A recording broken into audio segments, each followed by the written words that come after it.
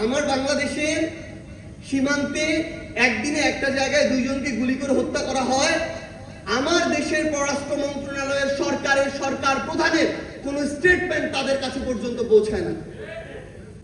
রাষ্ট্রযন্ত্রকে ব্যবহার করে, দলীয় নেতা কর্মীদেরকে ব্যবহার করে, সশস্ত্র বাহিনীকে ব্যবহার করে এবং দেশে থাকা বিদেশি এজেন্টদের সদস্যদেরকে ব্যবহার করে দেশের সুসজ্জিত একটি বাহিনীর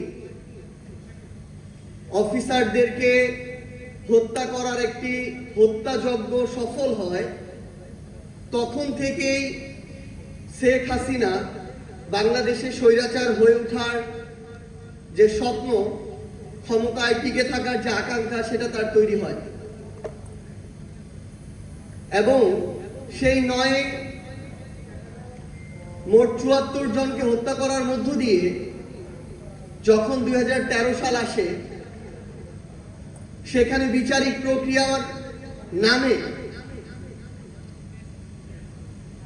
আরেকটা বিচার বহির্ভূত হত্যাকাণ্ডের মঞ্চ যখন সাজানো হয়, আবার আমাদের ধর্মপ্রাণ মুসলমানদেরকে কর্নার করার জন্য যখন বিভিন্ন নাটকের মঞ্চায়ন করা হয়, তখন ২০১৩ সালেও যখন বর্তমান প্রাপ্ত তথ্য মতে ৬৭ জন, কিন্তু সেখানকার প্রত্যক্ষদর্শীরা বলছেন ট্রাকে ট্রাকে যে সংখ্যায় লাশ নিয়ে গণকবর দেওয়া হয়েছে সেটা কয়েকশো ছাড়িয়ে যাবে।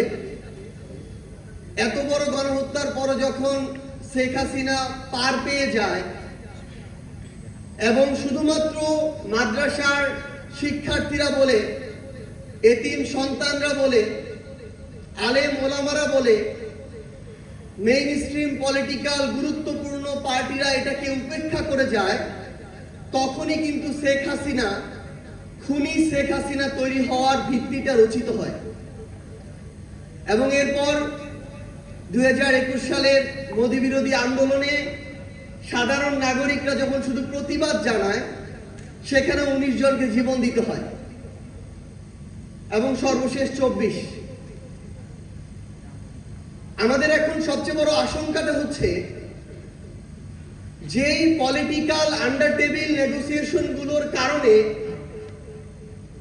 ১৩ সালের শাপলা গণহত্যা বাংলাদেশের সাধারণ মানুষ পর্যন্ত পৌঁছাতে পারেনি, ওই একই আন্ডার টেবিল পলিটিক্যাল নেগোসিয়েশন ২৪-এর আকাঙ্ক্ষা বাস্তবায়নের সবচেয়ে বড় বাধা হয়ে দাঁড়াচ্ছে।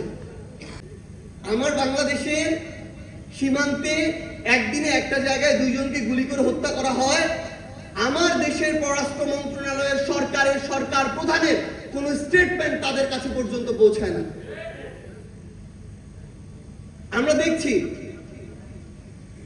ভারত কিংবা পশ্চিমবঙ্গ, সেখানে তারা তাদের বিজেপির রাজনীতি করছে, উগ্র সাম্প্রদায়িকতার রাজনীতি করুক। আমরা দেখছি এই রাজনীতিতে তারা যে পরিমাণে মুসলিম বিদ্বেষ নিয়ে এসেছে, যে পরিমাণে জ্বালাও পোড়াও করছে, খুন করছে, মানুষকে নির্যাতন করাটাকে বৈধ মনে করছে, এটাকেও তারা যখন বৈধতা দিচ্ছে, আমরা একজন নাগরিক হিসেবে, প্রতিবেশী রাষ্ট্র হিসেবে এই ধরনের মানবতা বিরোধী যে অপরাধগুলো, এগুলোতেও আমাদের মতামত দেওয়ার মতো সাহসিকতা আমরা দেখাতে পারছি না। সেটা তো পারছিই না, সেটা তাদের অভ্যন্তরীণ বিষয় বলে পাশ কাটিয়ে যাচ্ছি।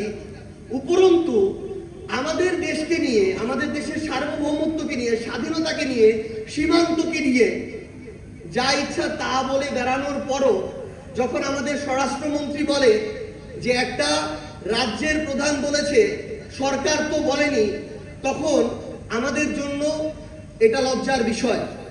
কারণ একটা রাজ্য প্রধান, একটা রাজ্য সরকারের বাইরে, রাষ্ট্রের বাইরে আলাদা কিছু না। কিন্তু আমরা ভারতকে উদ্দেশ্য করে স্পষ্ট করে কিছু কথা বলতে চাই। শুধু ভারত নয়, পুরো পৃথিবীতে আমরা কোনো রাষ্ট্রবিরোধী নই, আমরা ভারত বিদ্বেষীও নই, কিন্তু আমরা স্পষ্ট করে এটা বলতে চাই, শুধু ভারত নয়, পৃথিবীর যে কোনো দেশ আগামীতে যদি বাংলাদেশের দিকে আধিপত্যবাদের চোখ দিয়ে তাকাতে চায়, শোষণের মানসিকতা দিয়ে বন্ধুত্ব করতে চায়, সেই দেশের সাথে বাংলাদেশের কোনোদিন বন্ধুত্ব সম্ভব না। তারা যদি মনে করে যে বন্ধুত্ব করবে সরকারের সাথে, ক্ষমতার সাথে, আমরা স্পষ্ট করে একটা কথা বলতে চাই, জনগণ স্থায়ী, জনগণই রাষ্ট্র। বন্ধুত্ব করলে জনগণের সাথে করতে হবে, রাষ্ট্রের সাথে করতে হবে।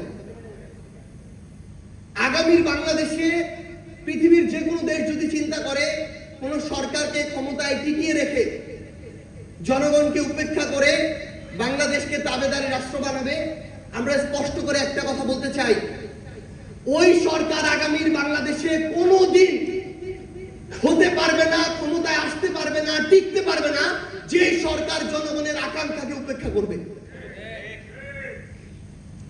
এবং আমরা আমাদের জায়গা থেকে বাংলাদেশের প্রশাসনকে, সিভিল সার্ভিসে যারা আছেন, পুলিশে যারা আছেন, আর্মিতে যারা আছেন, আপনাদেরকে একটা আহ্বান জানাতে চাই। অভ্যুত্থান পরবর্তী বাংলাদেশে পুলিশের ঊর্ধ্বতন একজন কর্মকর্তা যখন নিজেকে একজন দলীয় প্রধানমন্ত্রী দেখে মেরুদণ্ডটা এতটা বাঁকা করে নিজেকে সঁপে দেয়, তখন এর চেয়ে লজ্জার আর কিছু হতে পারে না। আমরা তাদেরকে একটা জিনিস বলি, সেই অফিসার, আপনি আপনার সন্তানের কাছে খোঁজ নিয়েন, গতকালকের বক্তব্যের পর থেকে আপনার সন্তান কোথাও গিয়ে আর পরিচয় দিবে না যে আপনি এত বড় পুলিশের একটা এত বড় পদে বসে আছেন, কারণ ওই পরিচয় এখন তার জন্য হীনমন্যতার হয়েছে, লজ্জার হয়েছে। আমরা আহ্বান জানাই, এবার অনেকে পার পেয়ে গিয়েছে, কারণ আমরা আসলে পূর্বে এই অভিজ্ঞতার মধ্য দিয়ে যাইনি, কিন্তু এই অভ্যুত্থান এমন একটা অভ্যুত্থান, 5 বছরের শিশু থেকে 80 বছরের বৃদ্ধ এই অভ্যুত্থানে সরাসরি রাজপথে ছিল। তাই আগামীতে প্রশাসন বলেন, সিভিল সার্ভিস, পুলিশ কিংবা যে কোনো জায়গায় যে কেউ আগের মতো এই নিজের মেরুদণ্ডকে, ব্যক্তিত্বকে বিকিয়ে দিয়ে আর পার পেয়ে যাবেন না। দয়া করে এখান থেকে বেরিয়ে আসুন। একটা জিনিস আহ্বান করব, এখানে আমাদের সোশ্যাল মিডিয়ায় গুরুত্বপূর্ণ ভূমিকা পালন করেন এমন অনেকে আছেন। যখন 7 মার্চ 2013 সালের এই ঘটনা হয়, এই গণহত্যা হয়, আমি 10ম শ্রেণীর একজন শিক্ষার্থী এবং বাংলাদেশের প্রত্যন্ত গ্রাম বলতে যা বোঝায় সেই গ্রামের একটা স্কুলে পড়তাম। আমার স্কুল থেকে ভারতের সীমান্ত 1 কিলোমিটার। আমি ওই রকম একটা প্রত্যন্ত গ্রামে বড় হয়েছি। এই 24-এর অভ্যুত্থানের ঘটনা বাংলাদেশের প্রত্যেকটা গ্রামে পৌঁছে গিয়েছে, কারণ এই অভ্যুত্থানে সক্রিয়ভাবে অংশগ্রহণ ওই উপজেলা, ইউনিয়ন পর্যায় পর্যন্ত হয়েছিল। কিন্তু আমি তো ওই প্রত্যন্ত গ্রামে থেকে যেভাবে 24-এর কথাগুলোকে মানুষের মুখে শুনি, একজন প্রবীণ 80 বছরের বৃদ্ধর কাছে শুনি, 9 কিংবা 13 কিংবা 21-এর এই ঘটনাগুলো তাদের কাছে পর্যন্ত পৌঁছায়নি, পৌঁছাতে দেয়া হয়নি, মেইন স্ট্রিম করতে দেয়া হয়নি। আমি আপনাদেরকে আহ্বান করব, এত বড় একটি গণহত্যা, এটা যেন এখন আপনাদের মধ্য দিয়ে বাংলাদেশের মানুষের কাছে পৌঁছায়, এবং শেখ হাসিনা তার সময়ে এখনো যারা তার চাটুকারিতা করে, বিবেকবোধ বিবর্জিত ওই তথাকথিত মেরুদণ্ড সম্পন্ন প্রাণীগুলো, তাদের পর্যন্ত এই বার্তাগুলো পৌঁছে দিতে হবে, এই বিভীষিকাগুলোকে পৌঁছে দিতে হবে। তাহলেই আমরা ওই যে বলছি যে আওয়ামী লীগ ফিরে আসতে পারে, যদি আপনি এগুলো তুলে ধরতে পারেন, পৌঁছে দিতে পারেন। আমি বলছি যে আওয়ামী লীগ বাংলাদেশে ফিরে আসতে পারবে না, এটা সম্ভব না। কারণ এখন অনেক মতভেদ থাকতে পারে, বিভাজন থাকতে পারে, কিন্তু যখন আবার ওই খুনি নির্দেশদাতা মুখটা সামনে আসে, আবার মানুষের ভিতরে একটা ক্ষোভ আসে, আক্রোশ আসে, এটা মুছে ফেলা, নিভে ফেলা এত সহজে সম্ভব না।